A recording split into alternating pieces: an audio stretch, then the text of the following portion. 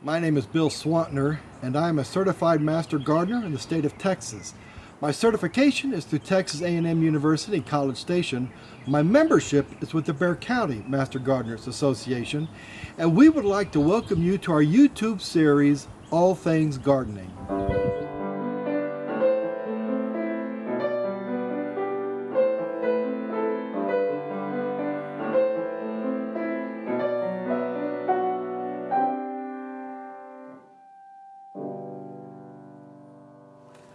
We've received a lot of rain here in San Antonio lately, and 200 gallons of it is in my rain capture system.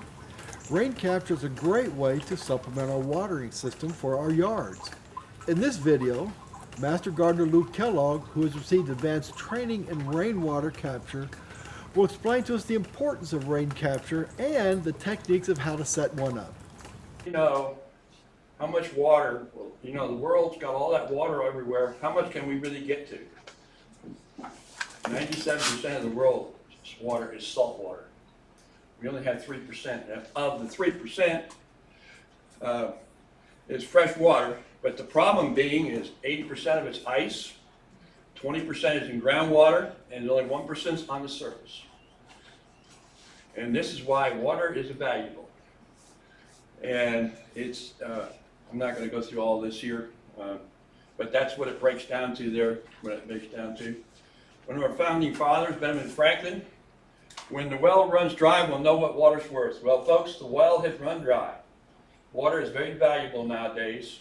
You're just lucky you live in San Antonio because we have a very aggressive water system here, and they're looking out. At the present time, we're using the same amount of water we used 30 years ago with 80% increase in population. And that's why we have to go out and find some new water sources to keep this city growing. I saw something the other day that says we may become the 6th largest city in the United States here pretty quick. So we're moving on. All right. On the left-hand side here, this is what used to happen. It rained, it go in the forest, it go in the ground. Well, nowadays we have these big cities around us, and it becomes runoff. And that's one of the reasons I like to promote rain harvesting, because it doesn't become a runoff, it becomes an asset you can use. And in Texas, any water that falls on your property is yours until it leaves the property line. If you live in Colorado, you don't own any water. Water in the sky belongs to the state of California. Well, I shouldn't say California, but Colorado. You cannot collect rainwater in Colorado, period. It's against the law, and they will fine you. They sell it to California, I believe so. So you can take it out in California. Rain collection goes back quite a few years. Venice, Italy is surrounded by salt water. And for that place to survive, they had to come up with water. And this is before the aqueducts and everything else. So what they did is they had their palazzo, which here, that's what this is, the palazzo. They would collect the water and go through the filter, and then they'd pump it out of the center, and that's how they got the water out there on those islands. There was no, so they could exist. So it's back then. We come back to the United States. This is the Hugo tanks out by El Paso. They've been around 10,000 years. The animals knew about it. It was a stagecoach stop on the way through. If you were going to El Paso and coming out of El Paso, you stop there. The inside of that hill is hollow. And what happens is it rains and it collects the water on the inside. And the animal, everybody used it, the animals, people, and everybody else. It's been there for a long time. So then we move into more modern time. 1846 is when Fredericksburg was established. Well, we always forget that you had to dig wells back in those days. You didn't have these fancy equipment to drill wells. Well, you couldn't dig deep enough to get water. So they collected water off the buildings, and that's what this is. And this is a modern. This building exists. I just took this about 4 years ago. This system here, you see this here, and it goes down into what Northerners call a basement. And we call it a cistern here, is where the water is stored. There's a little valve here that would be set to go out in the street, and all the droppings and stuff off the roof would go out in the street. And this would be some little kid, one of the kids in the families, that was his chore, is to flip that lever back over. And several years ago, I met a gentleman, that's what he did, that's what his assignment was when it rained. He had to flip that valve back, or otherwise they didn't have any water. So and mount it to something. So, all right. Now, if you want to collect rain, you got to have some kind of surface, a roof or something. You need some kind of collection system, and you need a storage system, and then delivery to whatever you're going to use. So, we're going to go over some of these complex things here. So, there's what we call passive collection, or rain gardens is a passive one. Farmers have been doing this for years. If you see around a farmer's field, you'll see about a 5 to 10 foot section all the way around his field that's done in weeds and everything else. And that is to keep the water on the property when it rains. This one here was, this farmer put this in here to hold the water back and let it go in the ground here.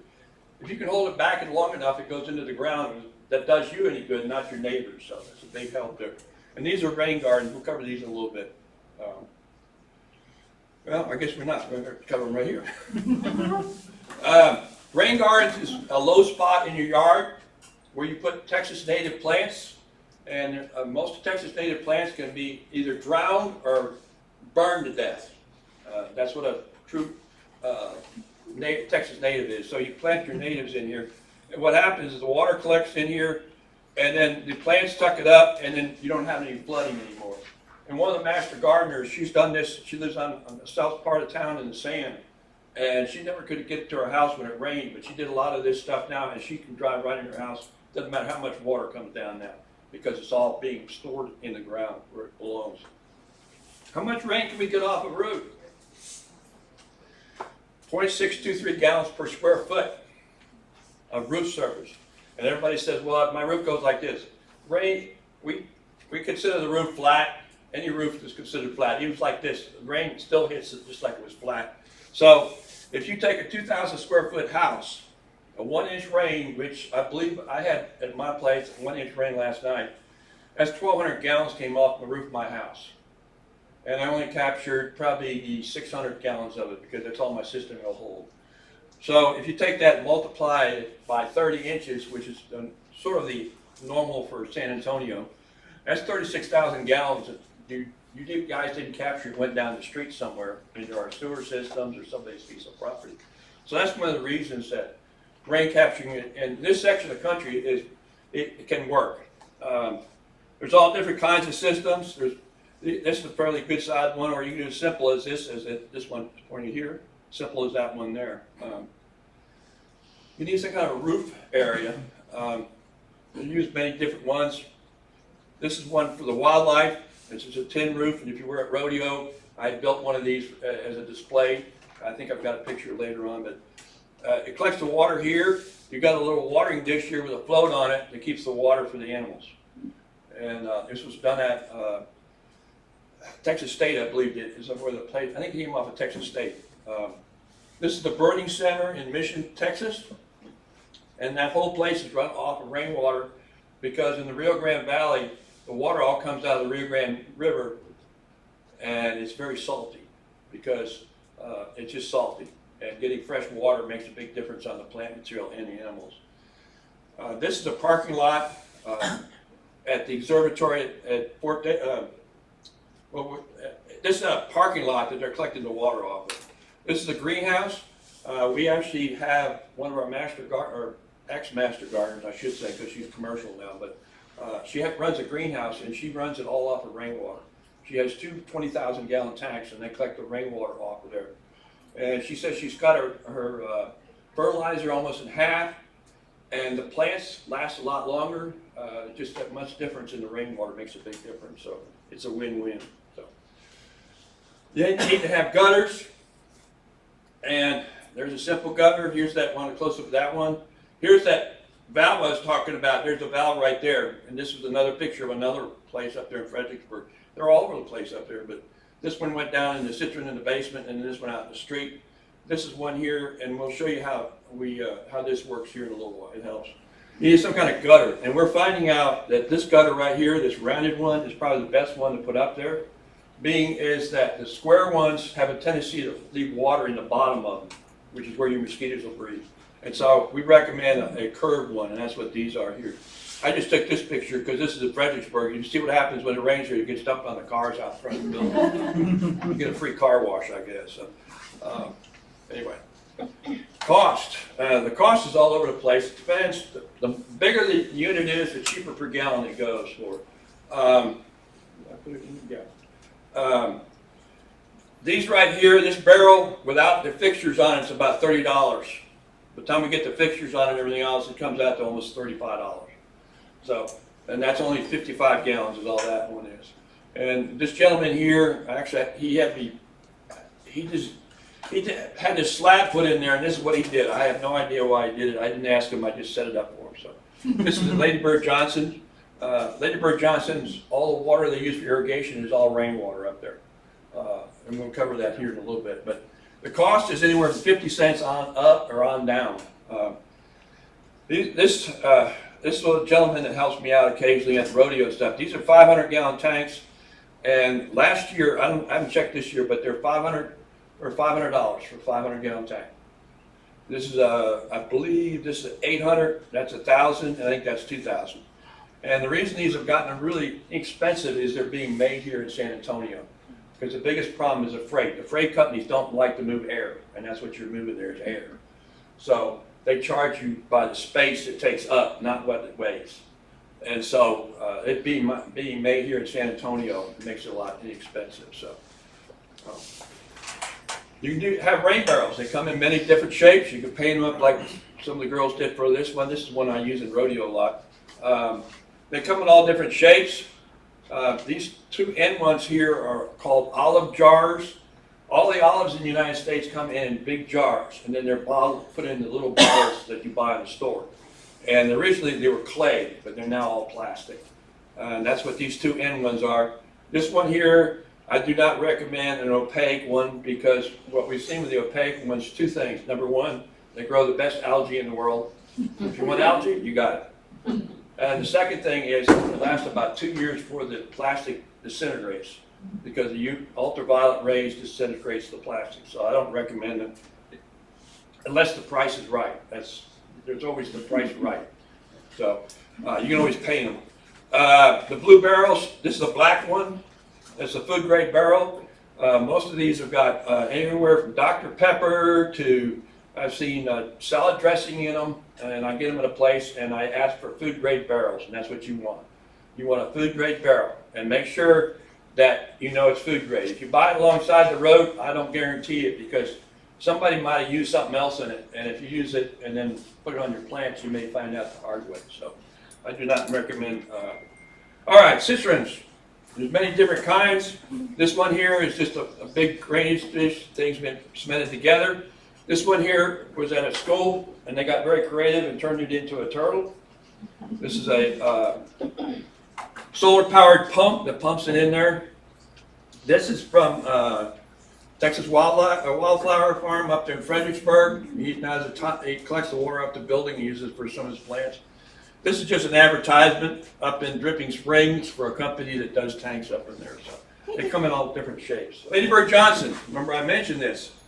They have 300,000 gallons of water. And 70, see they have 70, that includes this tank in there, but this 300, I was up there on a tour for rain harvesting and at a convention up in Austin, they wouldn't even show it to us. It's somewhere off the beaten path. They said they don't want people to know about it. It's ugly, I guess. It's probably what they're probably trying to say. So, but the whole place is run off, the exception of the restrooms and stuff like that. But the plants and everything else is run off water. And all they need is a 3-inch. I think she told me all they need is 3 inches of water and their system's full. Wow. So they don't have any problem running out of water. And I think that may have been something that Lady Bird put in the stipulations. She puts a lot of stipulations in. When her name was going on this, there was a lot of stipulation. Because originally, if you walked up that tower, that was supposed to be the original design to store the water, but somebody didn't do the numbers right. Because the first rain they had, it just overflowed everywhere. So they had to re-improve it. So this is my system. No, I just wanted to show you that other countries, they collect water. I have no idea where this is, but I gather by looking at this lady must wash clothes for a living. And if you ever use rainwater to wash clothes, you'll find out your clothes last longer, you use less soap, and they come cleaner. So it's a win-win. And so she probably, as part of her motto is that, so.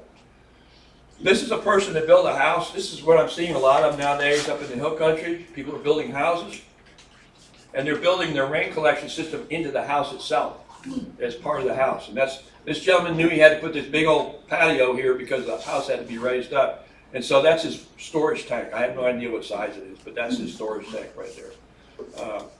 And we're seeing a lot of this. I talked to one of the guys that helps me out with supplying equipment and stuff, and he told me he'd taken an order for a 60,000 gallon tank that somebody was building, just two people up in the hill country, somewhere they're building a house. They wanted a 60,000 gallon tank. And he said he tried to offer her bottled water, she wouldn't take it. That's how. So, ranchers have done this for years, and I've talked to quite a few ranchers, and the reason they did it, they're not really using it, but all of a sudden, if the wells go dry, you have to sell your cows or your animals. You have to sell them right there.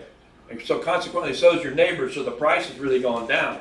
But if you can hold off for a couple of days, which you can if you have something like this, you can hold off for a couple of days, you get the price back up. And so it's to their advantage to store water. So a lot of them store water just for that purpose. I'm sure they may use it now and then, but not that often. So this is one of the problems on the roofs. These animals or birds get up on the roof, and they use it as their own, shall we say, cat box. And so you have leaves and stuff up there, so you have to have some way to filter it out. And that's what this is what we call a first flush, which is one way to do it. There's several ways, but what it amounts to is we have a formula that you can use to figure out this length of this pipe here. And what happens when the rain first comes, all the dirt ends up in here, and then it fills up to here, and then it goes into your tank. And that's what this system is here. This one is in Luling, Texas, at the show barn. This is a 100-gallon first flush tank right here. And this is I believe this is 20,000 gallon tank, and their show barn all runs off of that. If you ever get to Luling, or get a chance to go to the field day up there, I think they have it once a year. And it's all teaching farmers and ranchers how to live off the land and use certain things like rainwater. So, okay, you need an overflow pipe. This became a problem in this town, and I won't mention what building it was, but somebody put a very fancy rain harvesting system in, probably 50,000 gallon rain harvest system, running off the roof of a flat building. You would think that the inside, if you're in tank, the pipe going in your tank was 5 inches, say, that you'd have an overflow of 5 inches. No, they had it 3 inches. So we had one of our 40-inch rains an hour. The building flooded because it's a flat roof building. And needless to say, they've got plenty of overflow on it now, but that's what I mean is rain harvesting isn't rocket science, but you need to hire somebody that knows the ins and outs of it, because there is a few things like that. And that's what this is. Here's his overflow here. That's his first flush here, and you can turn that over there. Here's the overflow right here on this one here. No, here's the overflow here. Okay, this one here, I have this brought it up because this person didn't have this flapper valve on there. There's a bird decided that was a good place to put a nest, and he didn't know about it until it was too late. So now it has a flapper valve on it to keep critters out. So you have to be watching critters all the time. So, you can distribute it any way you want to. I mean, there's several different ways. If you're going to be in something like this, all you're going to do is fill a bucket up or something like this. All you can do is be able to fill a bucket. You're not going to be able to run a drip irrigation off of it. I think everybody got a copy of the paper there. That's why your water towers are way up on the top, way up in the air, is to keep your water pressure. So if you can put your rain harvest tank up at 30 feet, you'll have you'll have to 30 or 40 pounds, but you're not going to get that. So what most people do is just fill a bucket up and then use it on their plants and stuff. And I'll tell you what, even if you this is all you can afford to get. If your potted plants, your indoor plants too, if you use that and flush out your patio plants, you'll see that they'll grow a lot better because it washes out a lot of that our stuff that's in our water here. So, all right. And some of the schools, this is a school up in that has put in here, and they're watering their garden for the kids and stuff. It's a wildscape, so there's different flowers and stuff. So This one's a wall scroll. It's way up in North Texas or West Texas.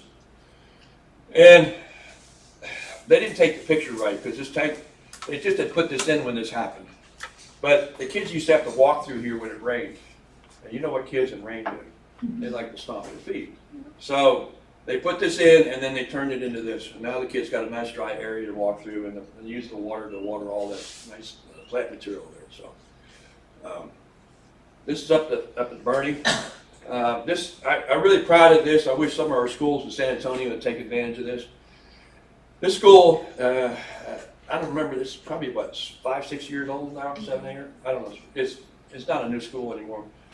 When they built this school, it's on a graded piece of land that went down to a dry wash. Well, in Texas, you cannot dump all your water in the drought and off your property in something and let it wash down and wash your neighbor out. It's against the law, and it's liability, and that gets into land usage. But anyway, so them being a very forward thinkers, they spent $250,000 putting in to capture all the water. They figured their water bill for a year would be close to $40,000, and so they now are ahead of the game because they have nice ball fields. They have turf on there. They don't have any astroturf or any of the other stuff. It's all grass, and the water is just used for landscape. It is not used inside the school. The picture you see here, they did that just so people realize that they're collecting rain harvester.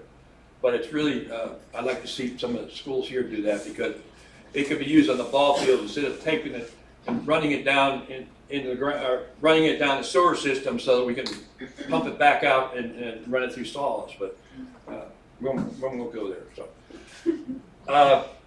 this is a picture of a KOA up in San Angelo. I was up there for my granddaughter's graduation, and I talked to the guy, and up there during the summer you could not refill your pool.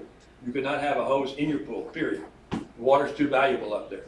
So what he's done is he captures the water off this building here, and he uses the dry line here. He fills this up, and there's the pool over here, and that's what he uses to keep his pool full during the summer, which can make the difference if somebody stays there or not stays there. You know? So it's to his advantage. So he did a really nice job on it. And you notice, of course, this was at the dead of the winter, and that's why the grass is brown. So Texas A&M. Almost every building they're building up there nowadays at College Station has some kind of water collection on it. This is the new agriculture department building, and they're collecting water, and it's part of the architecture. If you ever go up there, you'll see these columns, and they look like some fancy thing that somebody art deal, but they're actually tanks. And it's to water the new botanical gardens that we're putting in up there. This picture's not that great because when I got this picture, they were still building it, and I haven't gotten back to get a new picture yet, but they're going to use it for the landscaping here, because if you know about College Station, the water's not very good. Yes, sir. Well, I heard they renamed it the Collage Station. The what? Collage Station. Instead of college. Look at the way it's spelled. Hey, my boss said I didn't hire you for spelling. So. I have to fix that. Thank you. Menard, it's up in Menard. Menard, there was an extension agent that retired up there that was probably the leading, Billy Kniffen is one of the leading experts in the world in rain harvest, and he retired up there. In the process, he and his wife turned the town around into a lot of rain harvesting, and this is another one of his projects at the library. So I'm talking too fast, but that's all right. McDowell Observatory. How many people have been there? Guys, you are taxpayers. You own this place. You need to go. And if you got kids, you need to really go. And I suggest if you're going to go on the website and find out when, because you can actually look through the telescopes.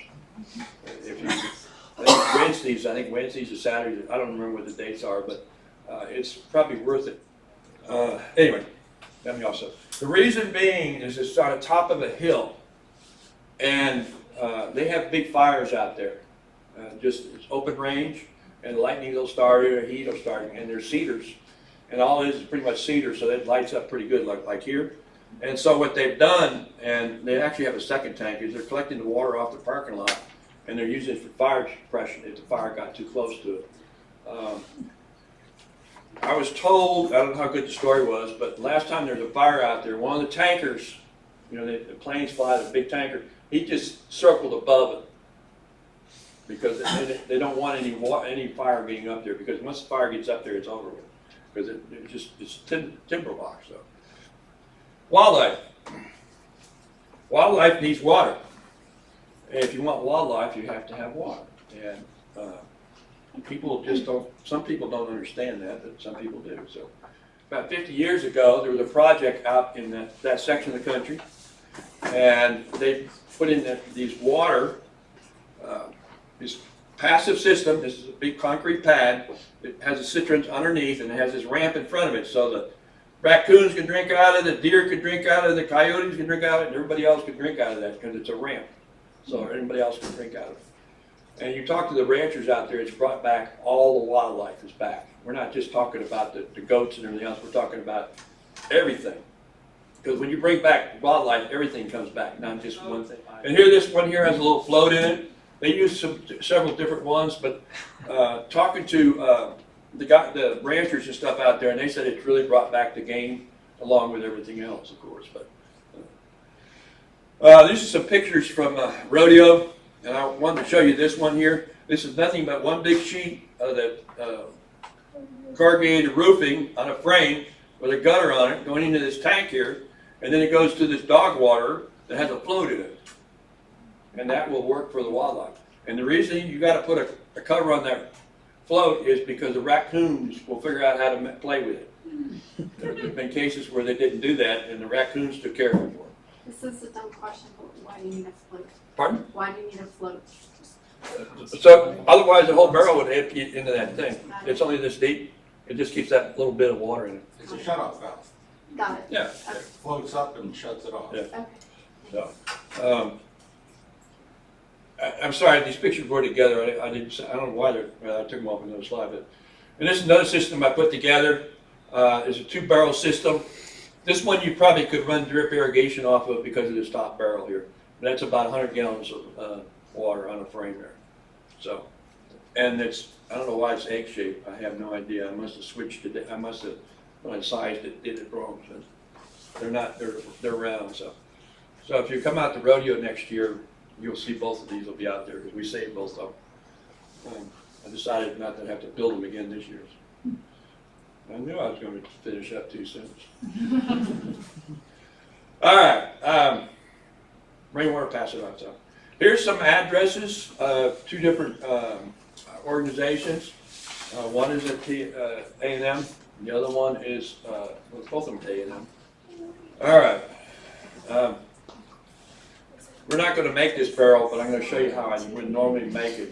Normally, when I teach a class, it's normally an hour and a half long or 2 hours long lecturing, and so I've had to cut it down. But this barrel here is normally a blue barrel. I got this black one because I thought that when they painted it would look better. But we need some kind of a filter on the top. When I originally first started doing this, is what I used with the window screen on the top there. But we found out, well, I think I found out, that the raccoons and cats and stuff have a tendency to, well, it's probably raccoons, smell water, and they will tear anything up to get to it. And so you might end up with raccoon water or cat water. So we recommend doing this, and that's what we've done here on this one. Is that this is a #1 flower pot right here, and that's where your gutter would go. Okay, there would be your. Well, I guess it will stay there. There would be your gutter, and we put rocks in there as a filter, because what we found is mosquitoes need light and water to breed, and by putting the rocks in there, you cut out the light, and you won't have a mosquito problem at the moment. The parts we use a brass faucet down here, the 3/4 inch brass faucet. The Overflow, and this picture's not right, but that's, I don't know why, I keep forgetting to fix that one. is a 2-inch PVC pipe there. That's the overflow on that. And silicone in the barrel. So, and there's some of the tools you'd need to do it. The hose bib is a 15/16 hole in there, and then we use the threads on the barrel to, on the faucet to thread it in. So, there's a 2-inch hole in the center. The only problem is, from now on, I can't put them in the center because these new barrels, they've actually increased the thickness of the plastic. And if we put them in the middle, the thing splits down the seam, so we have to go either one way or the other. So that's not a very good picture anymore, but that's where that flower pot would go, in this hole right here. And you notice these barrels have tops on them. And there's one of our other extension agents down in Wilson County, acting like he's really spending some heavy weight putting that in there, even though that drill would suck him right in if he really did make it look good. So. And then you put the elbow on there. And then if you were to take this one home, which you're not going to, but you would definitely would have to put a mosquito, something over that, because if you have little kids, Spider-Man and Superman fly in there, and then you have to dump your barrel out. So you definitely want to put some kind of cover on it. So there's a hose tip. So we even have ladies help us out too. And it's pretty straightforward there. So, mosquitoes. This is a product that I personally recommend. I can't recommend it from A&M. I personally recommend. If you got mosquitoes, you have mosquitoes on your deck? Well, I can tell you where they're from. They are from those little trays you got underneath your pots. You've got water in them. What you do is you get some of these, and they're fair trade out of them. No matter if you buy them at Walmart or Fantex. Anywhere, you're going to pay the same price. Even Amazon, I think Amazon is actually more expensive. But you can crumble them up and put a couple of those crumbs on the saucer underneath your plant, and you will get rid of the mosquitoes. That literally kills mosquito larvae in 24 hours. And I use them occasionally in my main tank. I didn't put my picture of mine. I have an open collection tank, so I have to use it. It's just the way the system works, but I have to use it. But this stuff is safe for everything. It's not labeled for humans, but it's labeled for horses, cows, cats, dogs, fish, what else? Chickens. It's a bacteria that only attacks mosquitoes, so it's pretty non-invasive. There's other products out there, but this is the only one I found that really worked good, and it's available in most places. So.